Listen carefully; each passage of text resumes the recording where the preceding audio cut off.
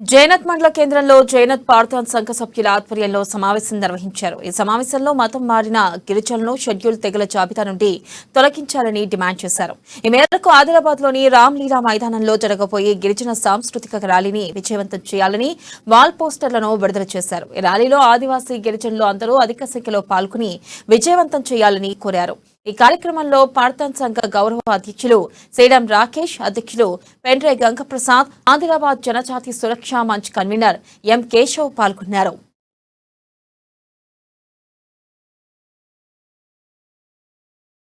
గిరిజన గర్జనకు జైనత్ మండలి నుంచి అధిక సంఖ్యలో ఆదివాసులు తరలి రావాలని కోరుచున్నాం.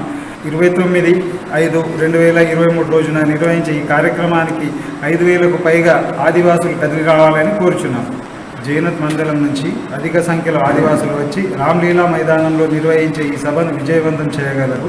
29/5/2023 రామ్లీలా మైదానంలో 12 గంటలకు నిర్వహించ